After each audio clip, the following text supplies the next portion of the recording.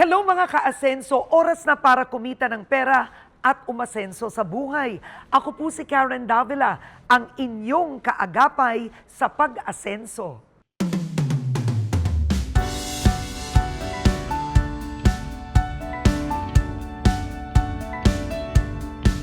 Ito ang DTI Asenso Pilipino, ang kaagapay sa pag-asenso ng Pinoy MSMEs. Asenso Pilipino.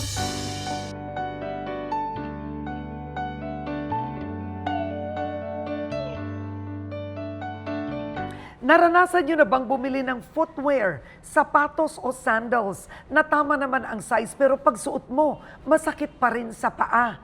Marami po ang nakakaranas niyan, lalo na yung malalapad ang paa. Pero isang dating office employee ang nakahanap ng solusyon habang siya ay nag-a-apply sa kanyang trabaho. Kasama natin ngayon ang owner ng Rus Soles, Alisa Rustia. Elisa, welcome to Asenso Pilipino. Thank you po. Alam mo, napaka-unique ha ng negosyo mo in the sense na footwear. Yes. Pero ang specialty mo, kapag malapad ang paa mo. Paano to nangyari? Actually, Malapad ba ang paa mo if you Yes. don't mind? Yeah, malapad po pa ako. And actually, the misconception if pag malapad yung paa is my weight. But that's a misconception. Like, it's just part of the indicators. Also, minsan kasi genetic siya eh. Minsan nasa bone. But it started po when I was a kid pa lang. And nahirapan na po talaga akong maghanap ng shoes. Like, going to school, nahirapan ako. Like, kailangan ko mag-size up. Pero sobrang narrow pa rin niya. So, kahit size 13, hindi pa rin siya kasya. Kahit size 10 pa lang po ako. So, ayun po, dun siya nag-start talaga. As in, bata pa lang po ako. Struggle na siya. Then, eventually, fast forward po, I was working na. Then, eventually, I resigned. After I resigned po, I got dengue. I got dengue po. And I think na-mismanage po yung pag-handle sa akin. It got so bad that my joints were hurting, everything. Wow. I thought it was the end na po, honestly. Yeah. So I was thinking at that time, ano po nagawa ko na? It was a time na parang I had to reflect on that. So after I recovered, thankfully I recovered naman po. I went to job hunting again. Yeah. And then when I was on the way to job hunting, it was a face-to-face interview po kasi. So most po kasi ngayon is online interviews, but this particular interview, it was a face-to-face interview. And I had to wear closed shoes. And then that closed shoes po hurt so much. So dun po nag-spark talaga idea, you know, what if I start this business? I have the savings naman, I can do it. I feel like I am equipped naman to do something that I've struggled with since birth. So dun po siya, and I looked for suppliers in Marikina. From the get-go, I really want na galing local or gawang Pinoy because I really believe in local businesses. Naghanap ako sa Marikina ng mga suppliers, but unfortunately, yung first phase nung looking for suppliers ko, they didn't get the idea. Because hindi talaga siya common eh. When you look for footwear brands, sometimes they just tell you to size up. So, after po nun, eventually parang I got the supplier that really understood my vision, na local shoemaker din po. And then, yeah, I launched nung December 2025 lang po. Wow. And then I shared my story sa internet, and I think a lot of people were inspired. Parang mga 4 months po, within 4 months, the business got 15 to 20K followers within just 4 months. And I think it just says a lot that a lot of people really struggled with having wide feet and not really finding a shoes that fits them. Alam mo, pag sinabi natin wide feet sa Pilipinas, syempre nag-research ka kung ano ang average, di ba? Ano ang wide feet, ano ang big feet para sa babae. Okay, kapag Pilipina, ano ba ang average foot width na ibinebenta? Depends sa size. So I think if I'm not mistaken, sa size, let's say size 8, it's just 8 centimeters. Oo. But here with you, it's 10 centimeters Oo. wider. So ito, like this is a size 8 maybe? That's a size 10. A size 10? Ano ang width nito? Nasa 12 centimeters. So ganun. malaki to. Yeah, it's On the wide talaga. average ba, kapag ginawa to ng another supplier, ano yung lapad lang nito? Minus 2 centimeters. I Ganun na po. see. So meron talaga, kahit parang dagdag man lang, eh, hindi siya nagagawa sa mga footwear. Oo. So ang footwear mo ba, malaki lang sa width o pati sizes na mas malaki gumagawa ka? As of now po, like size 7 to 11 yung ginagawa namin, but we're willing to expand to size 13. But I Pero think- may Pilipina bang size 30? Yes. There are actually a lot. They have been requesting na pwede po size 13. So, nagulat din po ako kasi I'm just a size 10 but apparently there are people na size 13. Oo. So, ang na-discover mo, ang gap sa market ito. Maraming sapatos, pero laging paulit-ulit na Asian size, typical. No, yung width at yung length. Merong ito, underserved market ito. Yes. So, magkano ang naging puhunan mo? At the start po, 45,000 yung naging capital ko. At saan mo nakuha yon? From my savings po when I was Wow. working. Hindi ka natakot no na, wow, teka lang, savings ko to. Hindi po ako natakot kasi I believed in the business. It was a personal struggle and I felt like it was a purpose na I had to do. And were you supported? Did family members support you, friends? Yeah, definitely po. At first, di po nila yan kasi hindi nila struggle eh. What matters is that they trusted the vision. Ang interesting, naging viral ang content mo kamakailan. Ikwento mo yung virality nito. Yung content po kasi nila, like, yung story ka lang from like wanting to resign, like feeling that that work is not fulfilling anymore. And then yun nga po, nagkadanggi ako. So parang nagkaroon ng parang something drastic that happened that made me finally think, you know, maybe I should do something that I feel na meron akong purpose. Oo. So dun po, parang naging inspiration siya for other people to like finally risk something that they've been wanting to do.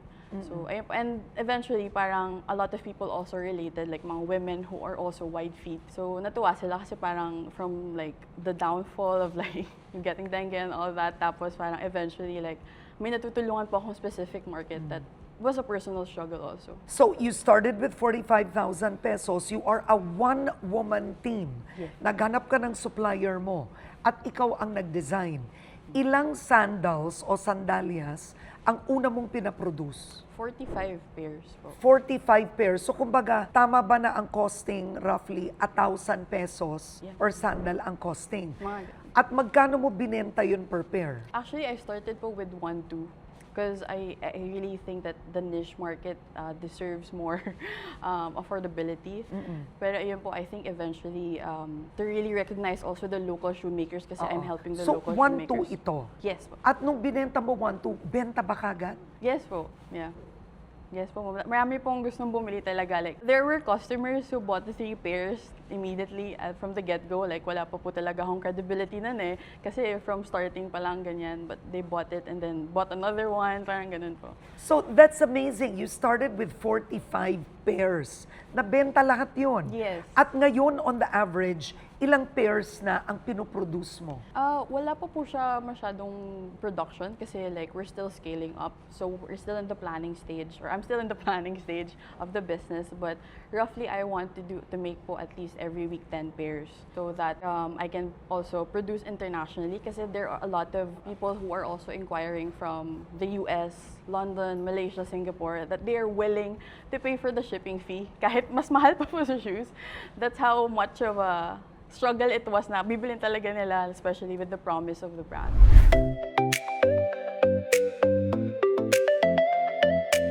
Hi everyone, I'm Ali Rustia, the owner of Rue, and we are here at Marikina City, the capital shoe market of the Philippines, where we produce our white feet shoes.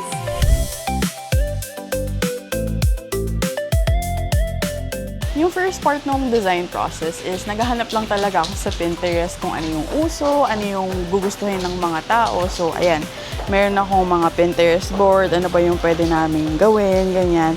And dito ko nakuha kung anong kulay yung gusto ko para dun sa first release namin. So, yeah, yun muna. Mag-Pinterest muna ako, tapos siya ako gagawin yung sizing, and dun na yung production.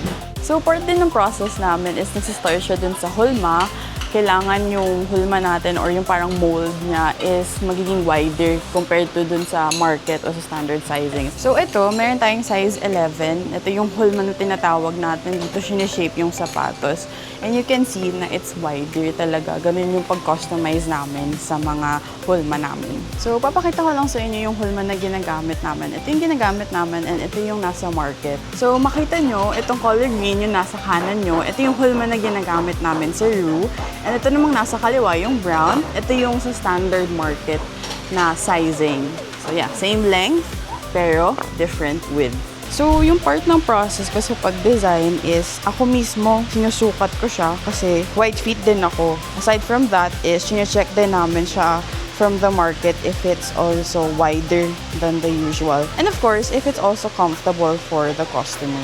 So another part ng process natin syempre is yung pagpili ng leather and yung kulay na gagamitin namin. So as of now, yung Rue, ginagamit niya is synthetic leather. And yung mga colors na ginagamit namin ngayon is red, brown, and black. And ito yung mga pwede namin pagpilian. So marami pa talagang options in the future. And then after nung design process, doon na magsistart yung production ng shoes. And then once in a while, kumukuha ko ng stocks dito sa Marikina. And ito siya ngayon, kukuha ko ng stocks. So ang design kasi na ino-offer pa lang namin ngayon ay mga nasa 3 pa lang. So ito yung black, yan, red, and then meron din kaming brown pero hindi ako kumuha ng stocks ngayon. Pero yan, yung ginagawa ko ngayon dito is nagko-quality check ako if ibabalik ba siya or pwede na siyang ibenta. So dito talaga kami sa Marikina naghanap ng shoemakers aside from the fact na it's the capital shoe market of the Philippines is that I know kasi na yung Rue, it will be recognized and it is actually being recognized now internationally. So gusto ko yung gawang Pinoy, ma-recognize siya sa ibang bansa. Alam mo, ang ganda ng binanggit mo, you want to expand. Pero wala ka pang natatanggap na guidance, mentorship at suporta. At ito ang isang bagay na pwede itulong sa'yo ng DTI.